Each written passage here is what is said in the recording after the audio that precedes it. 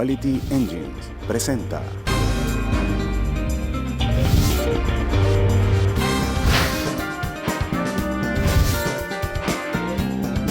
Análisis venezolano con Unay Amenábar. ¿Qué tal, amigos? Bienvenidos una vez más a Análisis Venezolano. Les saluda Unay Amenábar y vamos a tratar, como siempre, de entender la compleja situación política, económica, social que vivimos en nuestra querida Venezuela. Vamos a conversar hoy con Marco Antonio Ponce. Él es coordinador general del Observatorio Venezolano de Conflictividad Social. Buenos días, ¿cómo estás? Bienvenido. Gracias, Unay, gracias por la invitación. Vamos a empezar tal vez por el ABC. ¿De qué se ocupa el Observatorio de Conflictividad Social? Sí, el Observatorio Venezolano de Conflictividad Social tiene dentro de su misión el estudio, el seguimiento de la conflictividad en Venezuela, de la protesta social, de las tensiones, de las demandas de la población hacia el gobierno y algo muy importante, de la respuesta que las autoridades venezolanas le dan a la gente cuando sale a las calles a demandar sus derechos. ¿Cuándo nació el Observatorio? 2011. O sea, ¿en qué momento se hizo necesario crear una institución que le haga seguimiento a lo que está ocurriendo en Venezuela? Sí, nosotros, la mayoría de los integrantes o los fundadores, somos profesores universitarios que desde hace mucho tiempo venimos trabajando el tema de los conflictos sociales, el tema social con enfoque de derechos humanos, y en el 2011 decidimos, bueno, este trabajo que estamos haciendo de alguna manera solo para la red académica, vamos a hacerlo público. Okay. E inmediatamente las cifras, los datos, los análisis cuantitativos, cualitativos, se hicieron interesantes para la opinión pública. Bueno, desde ese momento hasta ahora, el observatorio ha tenido bastante, digamos, impacto en el sentido de ir trabajando en la construcción de un diagnóstico de la situación social y política de Venezuela, al punto que ya hemos ido a 4 audiencias en la Comisión Interamericana de Derechos Humanos a presentar pues la situación de derechos humanos y derechos sociales en Venezuela. Por lo menos a nivel internacional les prestan atención a las cifras que ustedes presentan. A nivel nacional, esos informes que ustedes levantan, ¿tienen eco en la Defensoría del Pueblo, en la Asamblea Nacional, en alguna instancia donde pudiera darse algún tipo de, por lo menos de mirada a lo que está ocurriendo en materia de conflictividad en Venezuela? Sí, fíjate, es lamentable que las autoridades venezolanas desconocen o no están atentos a lo que está produciendo la sociedad civil. Nosotros este tipo de investigaciones que hacemos hace muchísimos años, hacemos reportes mensuales, reportes anuales, reportes especiales, lo difundimos en todos los espacios, digamos en nuestros sitios web de acceso público y gratuito, lo enviamos a las autoridades y lamentablemente no prestan atención. Sin embargo, afortunadamente, las instancias internacionales sí están muy atentos pues, a ver qué ocurre en Venezuela, a tener insumos, ya que ellos no pueden venir, por ejemplo, los relatores de las Naciones Unidas, claro, de la Comisión Interamericana, por ejemplo, no pueden venir a Venezuela. Entonces, este tipo de información es muy útil para ellos, para entender un poco, una mirada, al menos claro, una mirada de la realidad que está viviendo el venezolano. ¿Y la toman como válida, como buena, como cifra oficial de lo que pasa en Venezuela? ¿O al final se terminan quedando pues con las cifras que pudiera dar el gobierno diciendo que este es el país más feliz del mundo, que aquí no está pasando nada, que hacer colas es chévere, que bueno, que sabrosas son las colas en Venezuela, 6, 7 horas bajo el sol? Digamos, esos organismos internacionales a la hora, al final del día, ¿a quién le prestan atención?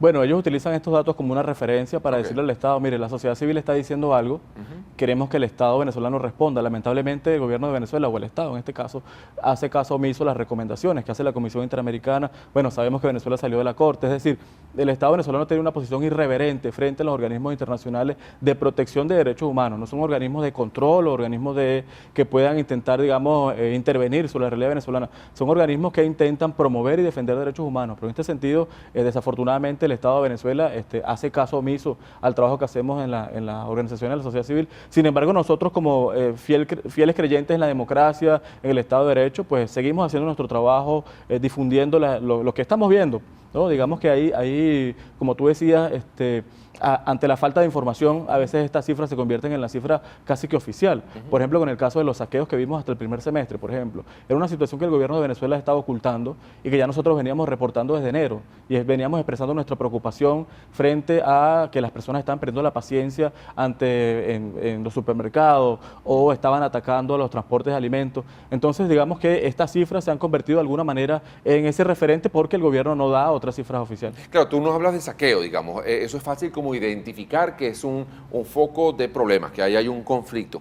Ahora, cuando hablamos de la conflictividad en Venezuela, digamos, ¿cuál es el rango? ¿Cómo establecer, bueno, en esta comunidad hay una situación de conflictividad o este evento sí lo vamos a registrar como un evento de conflictividad y este otro no? Porque pudiera haber cosas como muy pequeñas, muy menudas y otras, digamos, de dimensiones mucho mayores. De envergadura, sí. Efectivamente, nosotros vamos haciendo análisis de conflictos en desarrollo y conflictos en cierre, es decir, para dónde nosotros creemos que va de acuerdo a la tendencia de lo que estamos observando. Okay. Uno de los puntos claves para ir midiendo hacia dónde va la conflictividad es la protesta social. Cuando hablamos de conflictividad social, por ejemplo. Vamos viendo, por ejemplo, cuando las personas van salen a las calles a demandar determinados derechos, nosotros decimos, bueno, por aquí está ocurriendo una situación, medimos cuál es la respuesta del Estado a esa situación.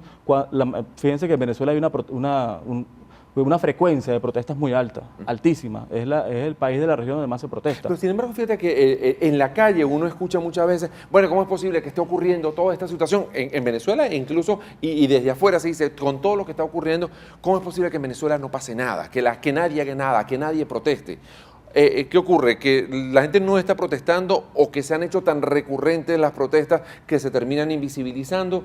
No sé, ¿qué le responderías a esa gente que dice, bueno, es que en Venezuela la gente no protesta y allí no está pasando nada? No, incluso hay unos planteamientos que dicen, bueno, ¿y cuándo bajan los barrios? ¿No? Esa es bueno, sí, bajan los barrios, cosa... que tiene que ver con eso. ¿Cuándo baja la gente de los sectores populares? Pero tienen tiempo bajando, los venezolanos tienen tiempo exigiendo sus derechos, tienen tiempo demandando.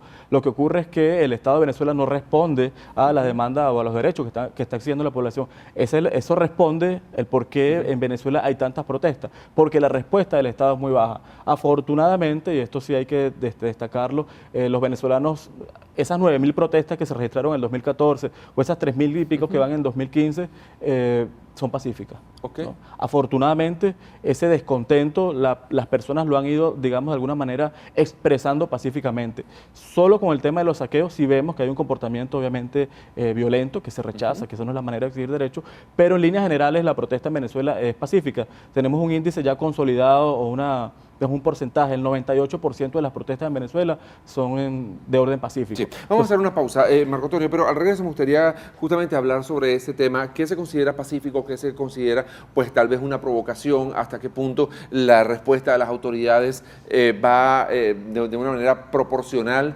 con lo que está haciendo una exigencia de un derecho y si en algún momento una protesta que comienza siendo un reclamo pacífico, luego de la intervención de las autoridades se termina convirtiendo en acciones de violencia. Vamos a analizar un poco más de las características de estas protestas con Marco Antonio Ponce, secretario general de la organización del Observatorio Venezolano de Conflictividad Social. Ya venimos con más de Análisis Venezolano.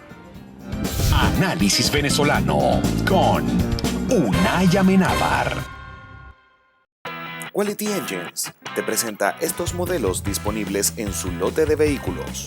Toyota Camry 2012, 4 cilindros, radio con pantalla, 63,000 millas, un solo dueño, 0 accidentes, Carfax limpio, título limpio. Puede ser tuyo por $220 al mes. Toyota Corolla Sport 2013, paquete deportivo, rines de aluminio, 58,000 millas, un solo dueño, 0 accidentes, Carfax limpio, título limpio. Puede ser tuyo por solo $232 al mes. Volkswagen Golf 2012, versátil, bueno en gasolina, 60,000 millas, un solo dueño, 0 accidentes, Carfax limpio, título limpio. Puede ser tuyo por $193 al mes. Si mencionas este anuncio, te regalamos un set de alfombras y un GPS con la compra de tu vehículo. Recuerda, nosotros somos el banco. Si tienes crédito en Venezuela, tienes crédito con nosotros. Quality Engines. Tener tu propia casa. Asegurar tu futuro. El espacio que tú y tu familia se merecen. El trato que usted se merece. En Century 21 World Connection somos expertos en el negocio inmobiliario. Te ayudamos a invertir y alcanzar tus sueños. Estamos en el 10701 Southwest, 104 Street de Kendall Lakes. Century 21 World Connection. Baracars Rental Car. Alquila fácil, alquila seguro en el sur de Florida. Algunos solo te dan ofertas. Nosotros las mejoramos y te ofrecemos la mejor experiencia. Te incluimos seguro, GPS y la silla para tu bebé, te buscamos y te dejamos personalmente en el aeropuerto. Ubícanos www.baracars.com, @baracars en Twitter, Baracars Rental Car. Delimperio.com, tu portal de entretenimiento. Todo sobre los mejores eventos en el sur de Florida. Entérate de lo que viene, porque en delimperio.com lo tenemos todo. Teatro, fiestas, conciertos, moda, música y cine. Búscanos en delimperio.com. En Instagram, @delimperio. Delimperio.com.